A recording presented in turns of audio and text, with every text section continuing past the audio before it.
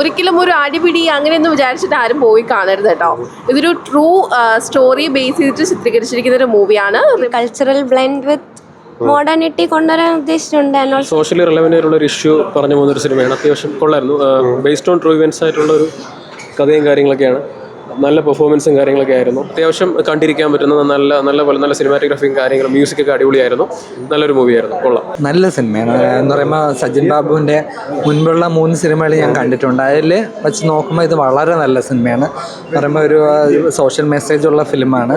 എന്ന് പറയുമ്പോൾ നമുക്ക് വിശ്വാസമാകാം, അന്ധവിശ്വാസം പാടില്ല. സിനിമയുടെ ഏറ്റവും വലിയ തന്നെ റിമ കല്ലിങ്ങലിൻ്റെ അഭിനയം അവർ നല്ല ഭംഗിയായിട്ട് ചെയ്തിട്ടുണ്ട്. എന്ന് പറയുമ്പോൾ അവരുടെ ഒരു നല്ലൊരു കരിയർ ബെസ്റ്റ് ആയിട്ടുള്ള 22 ഫീമെയിൽ കോട്ടയം കഴിഞ്ഞ അവരുടെ ഏറ്റവും നല്ലൊരു വേഷം എന്ന് പറയാം. പിന്നെ കൂടെ അഭിനയിച്ചെല്ലാം ഡെയിൻ ആയാലും സരസ ബാലുശ്ശേരി ആയാലും അവരെല്ലാം നന്നായിട്ട് ചെയ്തിട്ടുണ്ട്. നല്ലൊരു സോഷ്യൽ മെസ്സേജുള്ള നല്ലൊരു സിനിമ സജിൻ ബാബു വളരെ നന്നായിട്ട് ചെയ്തിട്ടുണ്ടെന്ന് പറയാം. കൊമേഴ്സ്യൽ ഫിലിമിൻ്റെ ആ ഒരു ലെവലിൽ വരുന്ന നല്ലൊരു മൂവിയാണ്. എനിക്കിഷ്ടപ്പെട്ടു. യാതൊരു ലാഗിങ്ങും ഫീൽ ചെയ്യില്ല. പ്രത്യേകിച്ച് ഫസ്റ്റ് ഹാഫ് വളരെ സ്പീഡിൽ പോയി. സെക്കൻഡ് ഹാഫ് ഇത്തിരി ഒന്ന് നമ്മളെ കഥയുടെ ഒരു ഇത് മാറുന്നതനുസരിച്ച് നമുക്ക് ഇച്ചിരി വലിയതായിട്ട് തോന്നും. നല്ലൊരു മൂവിയാണ്. So it's an amazing movie. ഒരിക്കലും ഒരു അടിപിടി അങ്ങനെയൊന്നും വിചാരിച്ചിട്ട് ആരും പോയി കാണരുത് കേട്ടോ.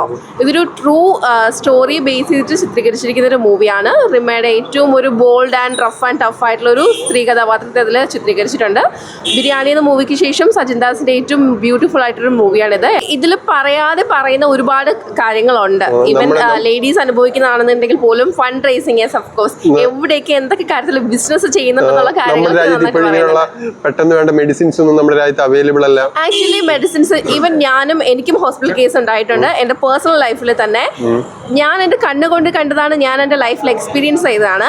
മെഡിസിൻ അവൈലബിൾ ആയിട്ടും ഈവൻ ആ ഒരു മെഡിസിന് 50K rupees ഉണ്ടായിട്ട് പോലും തവണയായിട്ട് ആവശ്യമില്ലാതെ ഞാൻ മേടിച്ചിട്ട് ആ ഫണ്ട് എങ്ങോട്ടാണ് പോയിട്ടുള്ളതെന്നും മെഡിസിൻ എങ്ങോട്ടാണ് പോയിട്ടുള്ളതെന്നും അനുഭവിച്ചൊരു വ്യക്തി ആയതുകൊണ്ട് തന്നെ ഇതെനിക്ക് ഹൈലി റിലേറ്റബിൾ ആണ്. ഇപ്പോൾ 90 കിഡാണ്. അപ്പോൾ അതുകൊണ്ട് തന്നെ നമ്മുടെ പഴയ കാലത്ത് നടന്ന പല കാര്യങ്ങളും ഇപ്പോൾ അറിയാൻ പറ്റുന്നു. അത് കണ്ണുകൊണ്ട് കാണുമ്പോൾ എവിടെയൊക്കെയോ പോയതുപോലൊരു ഫീല് തോന്നും. ലൈക്ക് എൻ്റെ ദൈവമേ ഞാനിപ്പോൾ അവിടെയാണല്ലോ നിൽക്കുന്നത്, അങ്ങനെയൊക്കെയുള്ളൊരു ഫീല് തോന്നാറുണ്ട്. കാവും അതിലുമായിട്ട് റിലേറ്റഡ് ആയിട്ടുള്ള കുറേ കാര്യങ്ങൾ നമ്മളെല്ലാവരും കടന്നു പോയിട്ടുള്ളതാണ്. ഇപ്പോഴത്തെ ജനറേഷൻ എത്രത്തോളം അത് റിലേറ്റബിൾ ആണെന്ന് ചോദിച്ചാൽ എനിക്കറിയില്ല.